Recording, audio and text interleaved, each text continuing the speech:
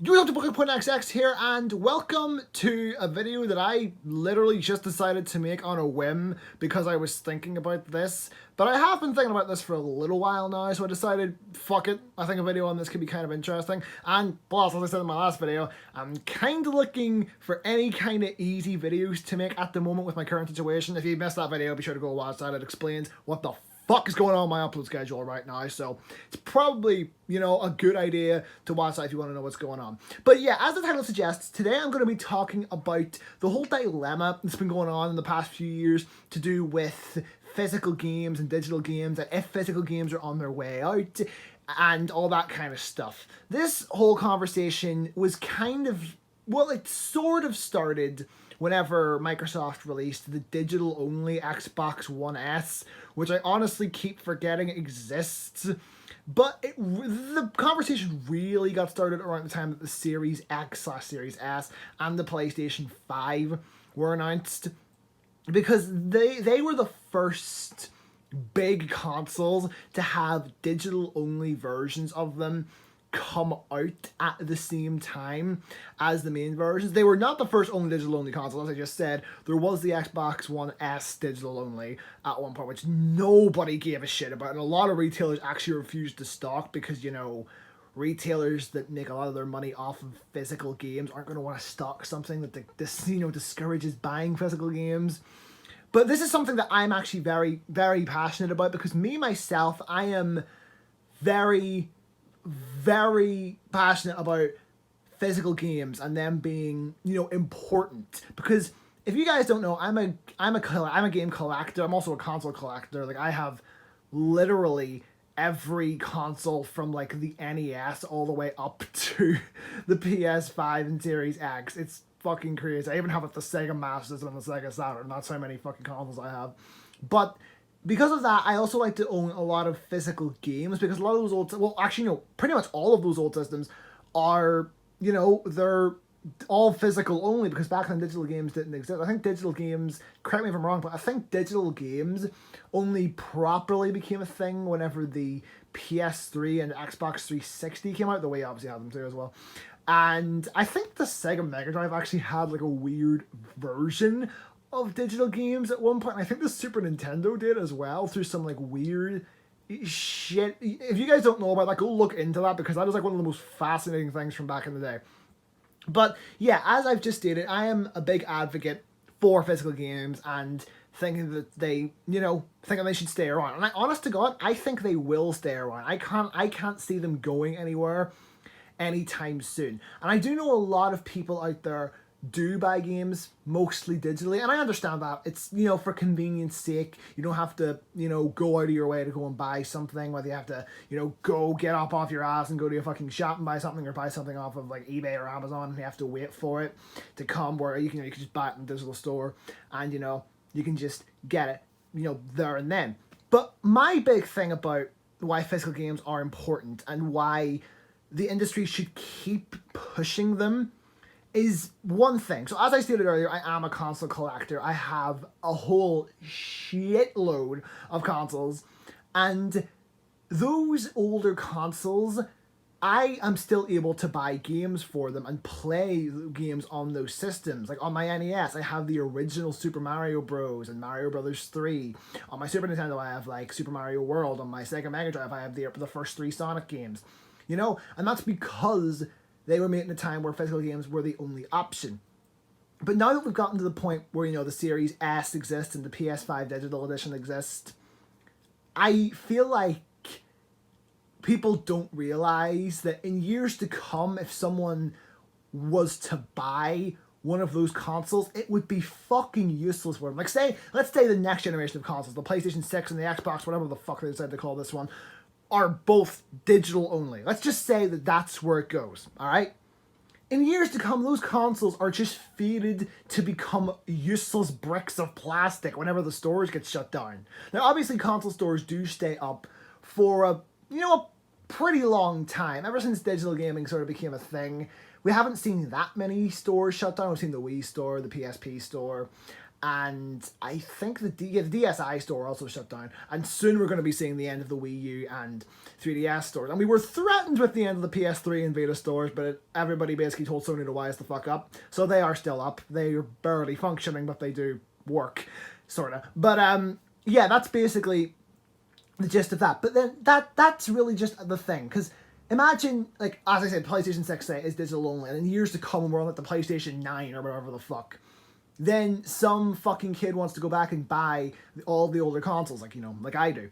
And they buy a PlayStation 6, but they can't actually do anything with it because, you know, the store isn't up. So they just have to, like, they're just buying it for the sake of having it at that point. Where if all games continue to be physical, then those, you know, those games can, like, those consoles can continue to be useful over time. Now, the PlayStation 4 did have a bit of a problem where, like, once the server shut down or something, it still wouldn't even be able to read your physical games. But apparently Sony patched that out, which is actually super cool that they patched that out, and the PS4 will continue to be able to play games from years to come. I know the Xbox One and the Xbox Series X are a little bit different, but that's a whole other topic that I'm not going to get into in this video. But that's another big thing. I just want to point out, because people obviously aren't thinking about that in the moment, because, oh, that hasn't happened yet. But here's the thing. That actually has already happened to a console. Let me take you back to 2011, when Sony released the PSP Go. What this thing was it was basically, it was a PSP that kind of worked like a slider phone. Y'all remember those? Y'all remember slider phones? No? Okay, but yeah, it would slid up, and all of the controls, like, you know, the stick, the buttons, the D-pad, the start and select, it would all be underneath the screen. You have to slide it up to actually play it. This thing was digital only, so you had to, you know, you had to download games off of the PlayStation Store. Now, along with that and a whole bunch of other problems this thing didn't do particularly well, especially in the economy where physical games were still the primary source of video game income and all that stuff. Like, this thing did not do very well. But here's the thing that I just said would be doomed to happen to all digital consoles, and is doomed to happen to the PS5 digital and the Series S, has already happened to the PSP Go, because the PSP Store is no longer up.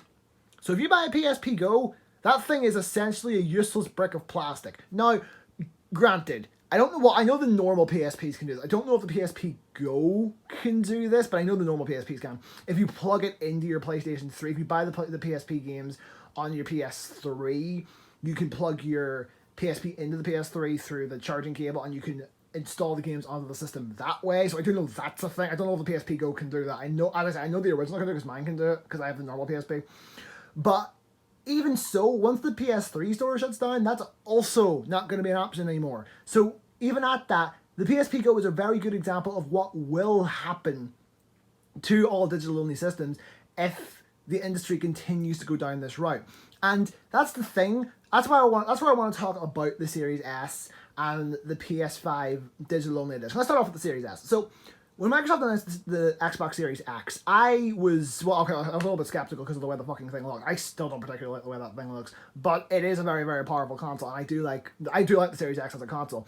The Series S as a digital-only alternative, this is the one occasion where I actually kind of like the digital-only alternative, because the Series S doesn't just take away the disk drive, it takes away a couple different things. It's not just the disk drive, it's also considerably less powerful at the same time. Which is the thing about that. The Series S is basically for people who can't afford to spend $500 on, you know, a brand new system, but still want to, you know, be able to play the newer games.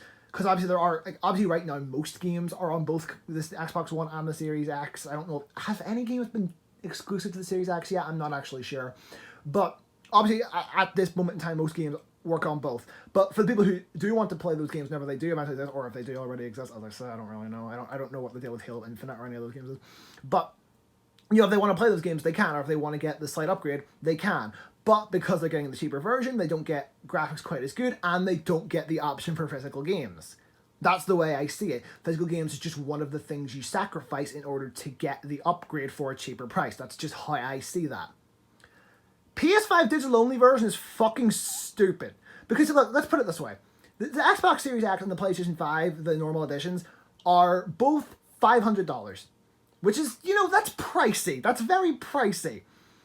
And the Series S is $300, which is a pretty significant, you know, it's a pretty significant price drop, and it's saving you a decent bit of money. The PS5 All Digital is only $100 cheaper. That's really fucking stupid.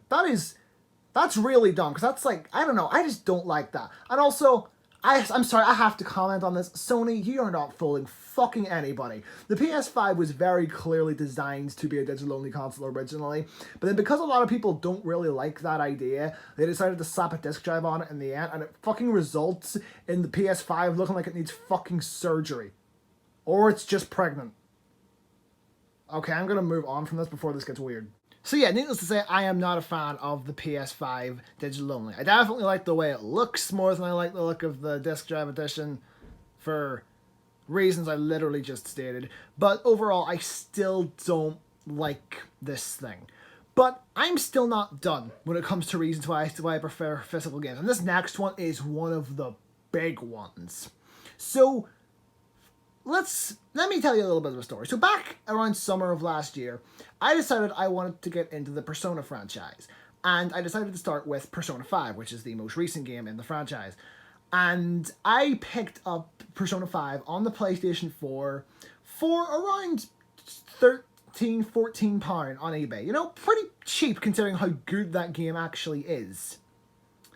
Had I decided to go all digital, let's just say I only owned a PS5 digital only edition whenever I made that choice, it was the only console I owned, then I would have to pay full price for a game that came out back in 2017, when physically I can get it for way cheaper than that. That alone should show you that physical games are just better, and why the Series X and, to, I'd argue, a lesser extent, the PS5 are worth the money. I say to a lesser extent because the PS5 can play PS5 and PS4 games, where the Series X can play Series X games, Xbox One games, and most 360 games, and even a few original Xbox games, so it's definitely worth the price. I'd say more. Then again, the PS5 is probably going to end up getting more exclusives. Well, then again, now that I think about it, Xbox owns fucking Activision now, so God knows what the fuck's going to happen. But that's my point, is that it's worth the money because it's going to save you more money in the long run. The extra $100 or extra $200 that you spend getting the Blu-ray version, I think that's what they called the disc version of the PS5. I think they called the Blu-ray edition. I think that's what they called it.